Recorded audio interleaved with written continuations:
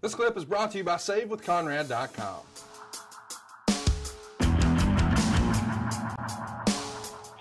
All right, moving on to October 28th, Arn. This will be your first match back in the heart of Crockett country. Listen to this. You and Tully return to the Greensboro Coliseum, the unofficial home of Jim Crockett, and let's face it, the Four Horsemen. And for the WWF, this is an A-Town card for one reason and one reason only. Hulk Hogan is working the main event. He's teaming with Hercules, and they're taking on Virgil and Ted DiBiase. Here's what this card looked like.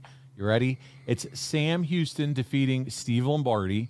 The Barbarian pinned Boris Zukov. They're no strangers to Crockett country. You have Dino Bravo defeating Jim Duggan. That's a count out. You have yourself and Tully defeating, yes, Shawn Michaels and Marty Jannetty. Talk about an awesome tag match right there at the end of the month. Jim Powers defeating Conquistador #1, who is Jose Luis Rivera. You have the Red Rooster pinning Hillbilly Jim. And as I said, Hulk Hogan and Hercules defeating Ted DiBiase and Virgil.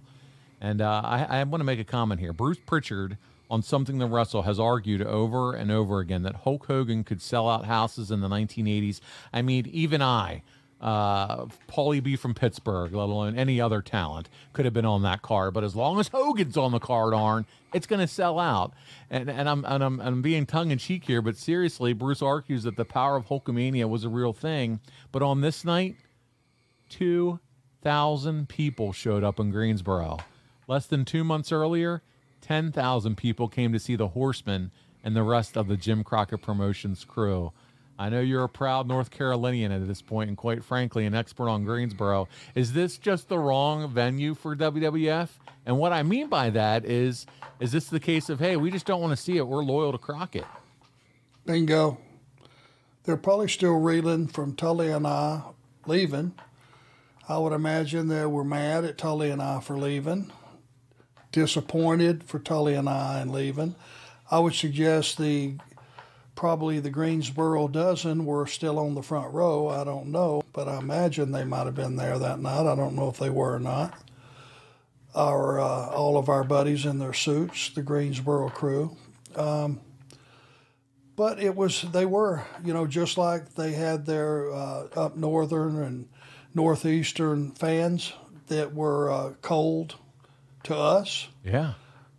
They were cold that night, and it was just more out of a curiosity. But that was Crockett country. That was Horseman country. Yeah. So all we could do, in that situation, you know what you can do, Paul? You can go, well, shit. Or you can go out and tear the joint down. And I assure you, for 20 minutes, we tore the joint down with the rockers. Yeah, that's where I was headed. Even if this card failed to draw, this is the first night that you guys work with Shawn Michaels and Marty Jannetty, the Rockers, when they were in AWA, the Midnight Rockers. And as we know, they did all right in this business, Arn, especially Shawn, who even Ric Flair calls the best in-ring performer of all time. But it's pretty